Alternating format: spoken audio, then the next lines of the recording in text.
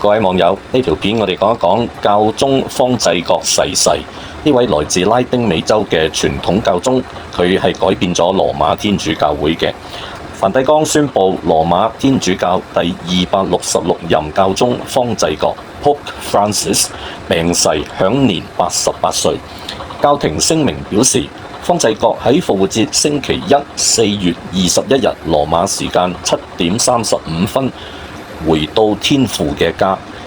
佢此前因為呼吸道感染住院，喺復活節期間曾經坐住輪椅喺梵蒂岡會見信眾。方濟各嘅教宗生涯開創咗許多個第一，佢從未停止推動天主教會嘅改革，但係仍然受到傳統派嘅歡迎。不過喺對華關係中，教廷喺方濟各任內與中國簽署咗備受爭議嘅梵宗主教任命臨時性協議，教會內外對於呢一樣嘢有顯著嘅分歧。但係學者對 BBC 中文指出，呢個仍將係方濟各喺中梵、台梵關係方面最被人紀念嘅事情。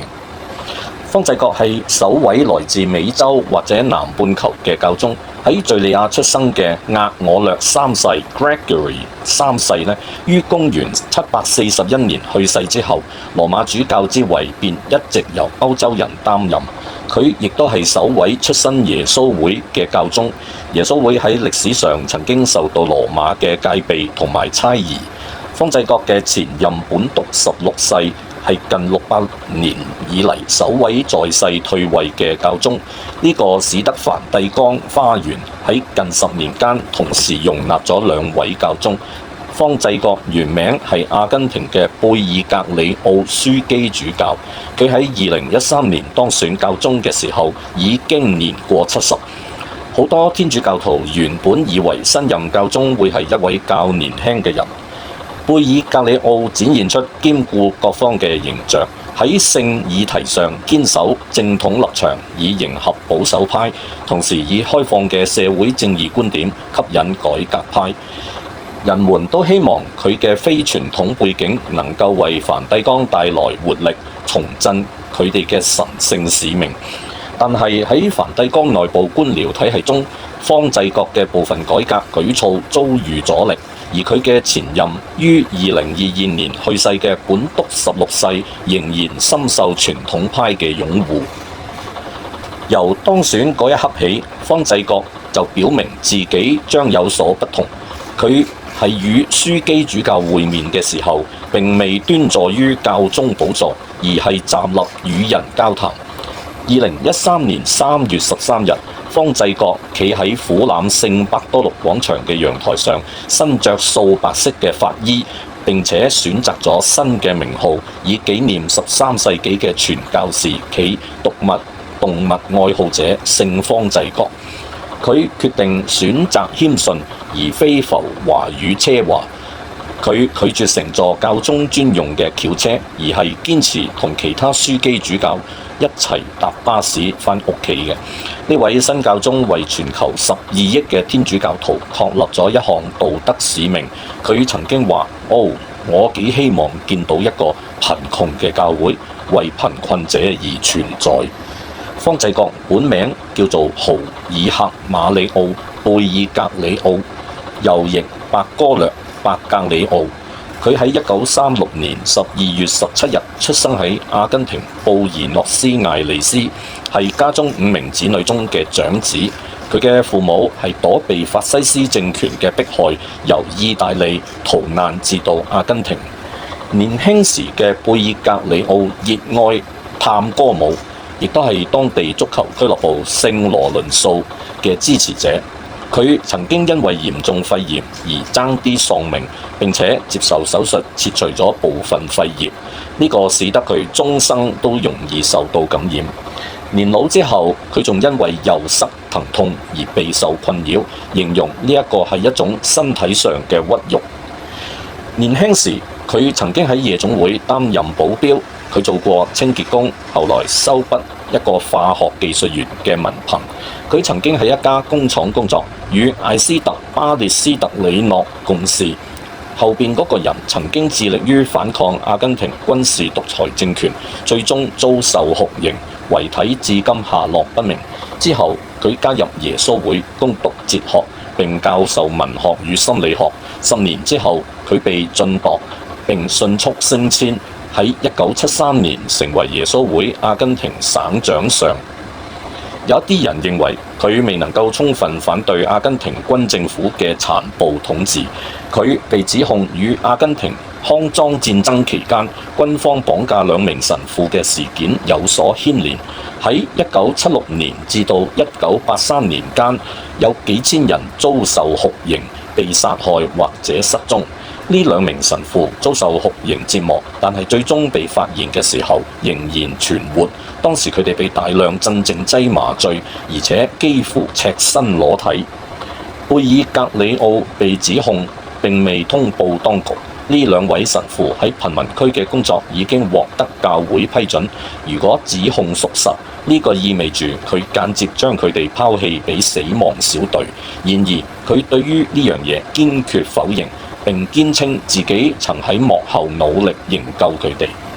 當被問及點解當時未公開發聲嘅時候，佢曾經回應話：形勢過於複雜，事實上當時36歲嘅佢身處混亂局勢，面對嘅挑戰，即便是最資深嘅領袖，亦都難以應對。佢確實幫助咗許多試圖逃離該國嘅人。佢與部分耶穌會嘅同僚亦都存在分歧。後者認為佢對解放神學缺乏興趣，呢一種神學思想結合咗基督教信仰同埋馬克思主義社會學，旨在推翻社會不公。相比之下，佢更加傾向於以溫和嘅方式提供牧靈關懷。喺某啲時候，呢種分歧甚至令到彼此嘅關係接近決裂。當佢喺2005年首次競選教宗嘅時候，一啲耶穌會士甚至鬆咗一口氣。1992年，佢被任命為布宜諾斯艾利斯輔理主教，隨後晉升為總主教。2001年，教宗若望保祿3世將佢冊封為樞機，隨後佢喺羅馬教廷擔任要職。佢樹立簡樸嘅形象，摒棄好多高級神職人員嘅外在標誌與特權。佢搭乘飛機嘅時候，通常選擇乘坐經濟艙，並且更加喜歡穿黑色嘅神父長袍，而非象徵樞機身份嘅紅紫色法衣。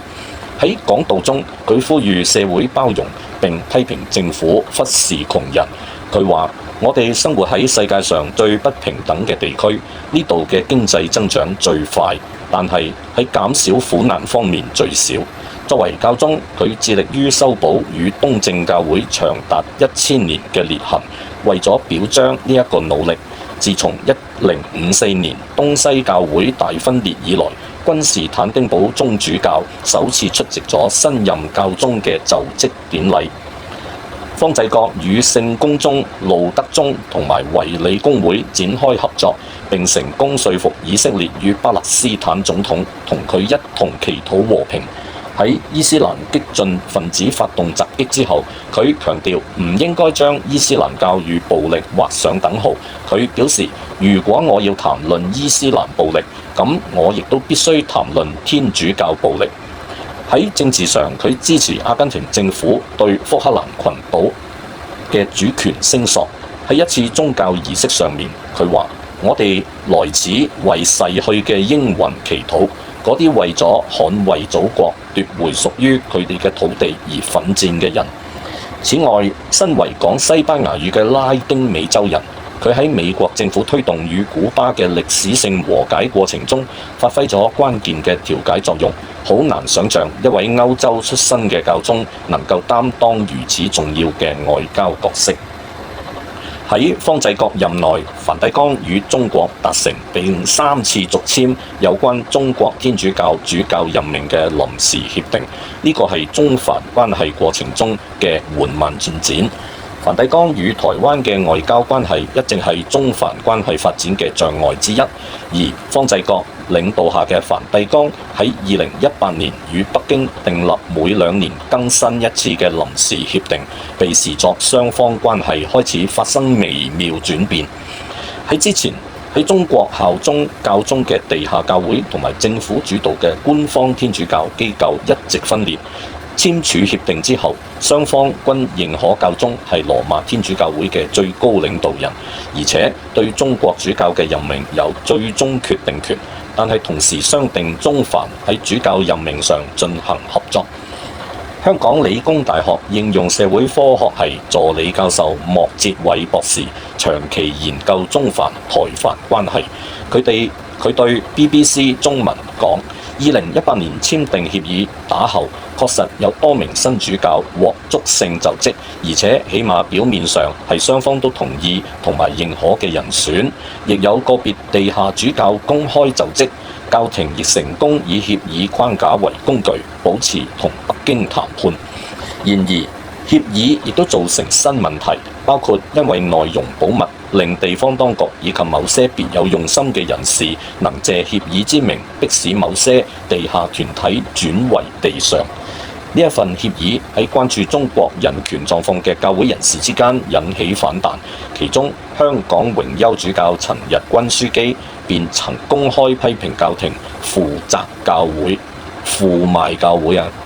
方濟各曾經話：呢個係現實條件非常有限之下嘅教會治理策略，外交就係咁樣㗎啦。佢喺2022年接受路透社訪問嘅時候表示：當你面對僵局時，你要揾可能嘅方式，而唔係理想嘅方式去解決。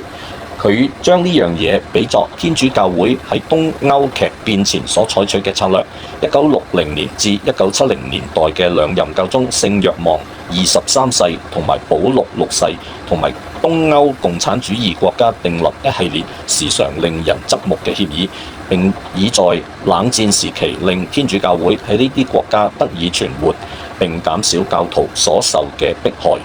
雖然兩任教宗同埋當時嘅羅馬教廷外交官卡薩羅利樞機因此而受到批評，但係多數歷史學家承認呢一啲政策幫助天主教喺呢啲國家成功堅持咗柏林牆倒塌。方濟各教宗向路透社表示，中梵關係嘅緩慢進展係中國嘅方式，因為中國人嘅觀念係冇人能夠驅趕佢哋嘅。喺2024年10月，臨時協定續簽時效延長到4年。莫哲偉博士認為，或許係雙方均意識到教宗方濟各身體大不如前，而梵方希望續約可以延續到新教宗上任之後。香港浸會大學歷史學系嘅中梵關係專家朱益儀教授認為，協議得以續簽4年，象徵住北京對梵蒂岡嘅信任，可算係方濟各嘅外交成就。朱益儀教授對 BBC 中文指出，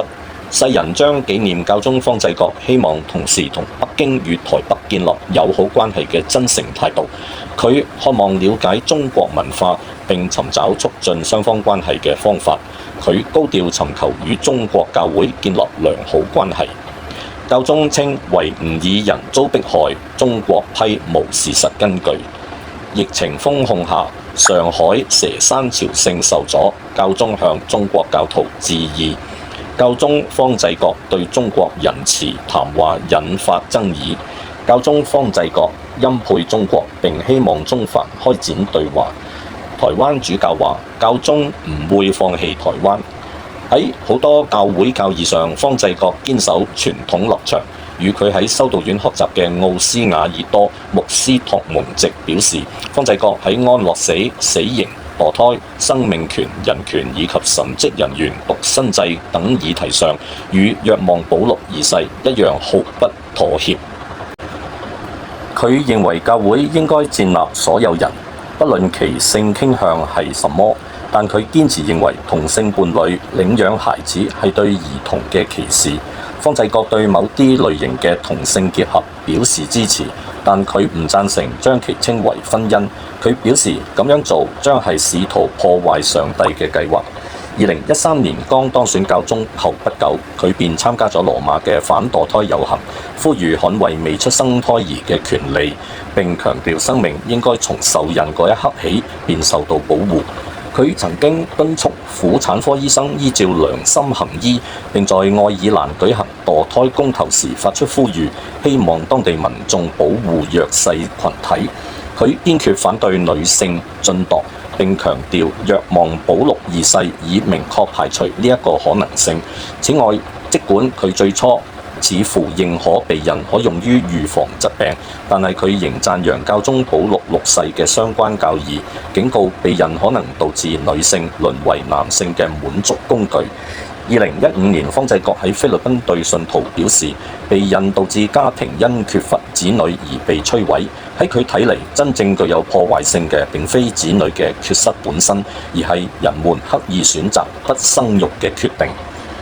然而，佢喺教宗嘅任期面臨兩大挑戰，來自批評者嘅指責，認為佢未能有效處理教會內嘅虐待兒童問題，以及來自保守派嘅壓力，認為佢削弱咗天主教信仰，特別係佢允許離婚並再婚嘅天主教徒領聖禮嘅舉措。保守派仲將虐待兒童醜聞當作攻擊佢嘅武器，持續施壓。2018年8月，前任聖座駐美國大使卡洛瑪利亞維加諾總主教發表咗一封11頁嘅公開信，形容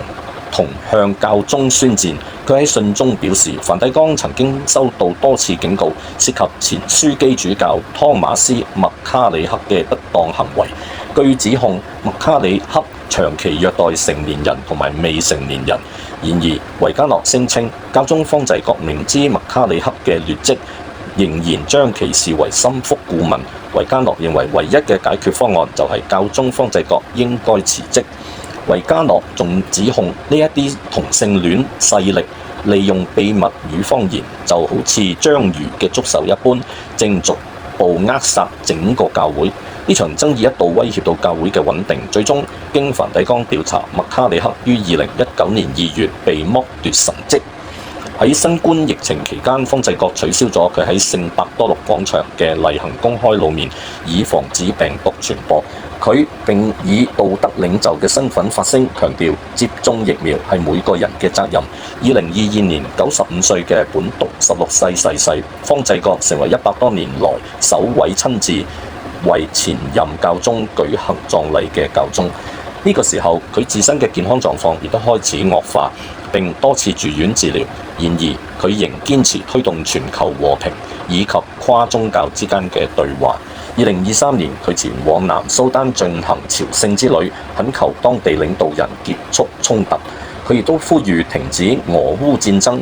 並稱呢一個係一場荒謬而殘酷嘅戰爭。但係佢似乎接受咗俄羅斯嘅政治宣傳，認為俄國係受到挑釁先發動入侵，呢個使到烏克蘭人感到失望。1年之後，佢展開咗一次雄心勃勃嘅訪問行程，足跡遍及4個國家，橫跨2大洲，包括印尼、巴布亞新幾內亞同埋新加坡等地。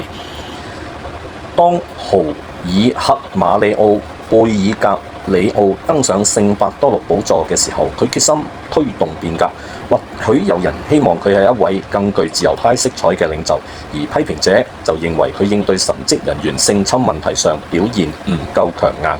但係佢確實帶嚟咗改變。佢任命咗超過140位來自非歐洲地區嘅樞機，為繼任者留下咗一個比佢接掌時更加全球化嘅教會。為咗以身作則，佢過住樸實無華嘅生活，唔住喺梵蒂岡嘅宗座宮，而係入住旁邊嘅現代化迎賓館。呢座建築由教宗若望保祿2世修建，原本作為接待訪客之用。佢認為住喺宮殿會助長虛榮心。佢曾經話：睇睇孔雀，從正面睇佢的確美麗，但係從後面睇你就會發現真相。佢希望能夠振興教會嘅使命，不再陷入內部鬥爭，而係專注於服務貧困者，讓教會真正回歸人民。佢喺當選後不久表示：我哋必須避免教會陷入封閉自守嘅精神病態，只關注自身。如果要在一個雖然受傷卻仍走入人群嘅教會，與一個病弱且封閉自守嘅教會之間做選擇，我會選擇前者。